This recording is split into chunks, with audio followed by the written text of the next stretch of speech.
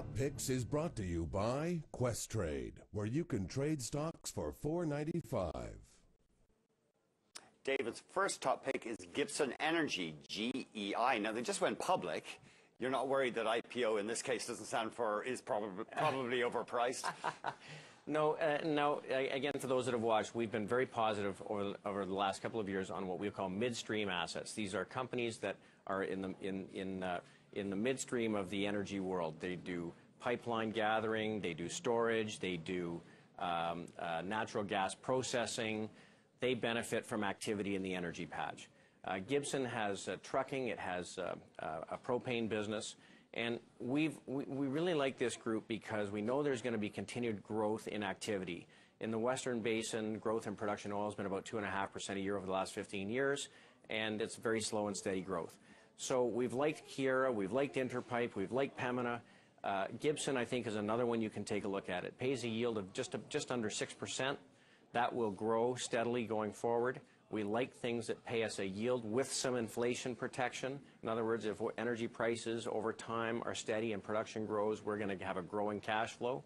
And it's not lost on U.S. investors that Canada has quite a number of these types of companies, and they are coming here to buy these. So you want to own the things people care about now. I think right now you want less economic exposure, more certainty of a cash flow, and Gibson, I think, provides that. And it could be one in a basket of companies like that. Pembina Pipeline has been on fire. I think the symbol is PPI, but that one's really strong as well. In the recent correction, if you look at what happened in the week following as the markets got a little stronger, those companies all popped right back to the surface. That tells you a lot. You want to see what strengthens when the market gets a little better, and these all have yield support. And you're comparing against a certain virtual 0% rate of return in fixed income. So you're getting a very good premium yield with a pretty good balance sheet, a very good balance sheet, and a little bit of growth in the cash flow. We run a portfolio that's 40 to 60 companies like this, generates like 6% cash flow. I'd prefer to be focused in those areas. McDonald's, you'd be a buyer right now, McDonald's? Yeah, McDonald's is one of a handful of multinational consumer goods companies that have pricing power and have growth across the globe. McDonald's is growing very nicely in Asia. They're actually growing the best right now in Europe. In the U.S., they're winning market share against competitors like Burger King because they kept their stores up to date and they've kept their menu up to date. So what makes it interesting in the short run is they recently raised their prices, and since then, food prices have come back in, so their margins are expanding. So this makes it really interesting. The last piece of it that makes it interesting, we really like real estate investment trusts.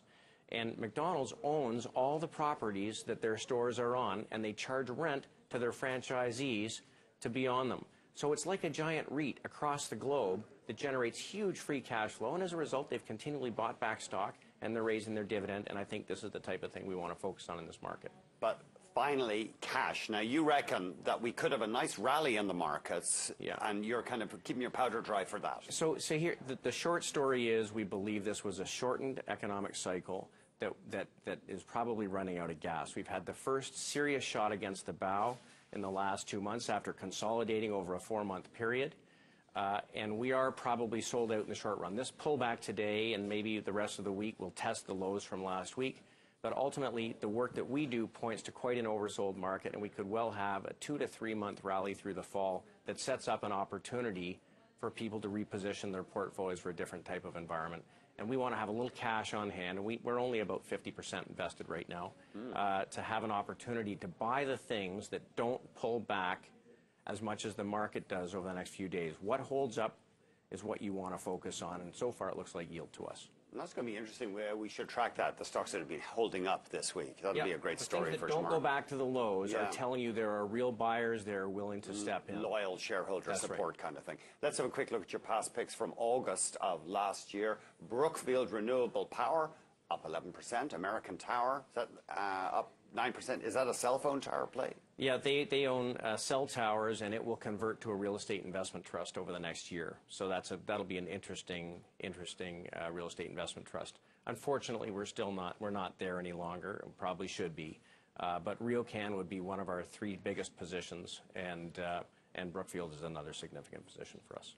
Thanks very much, David. Andy, thanks for having me. David Burrows, that's it for this edition of Market Call. As always, please consult a qualified financial advisor before making your investment decisions. Thank you very much for watching, and we'll see you at the same time tomorrow.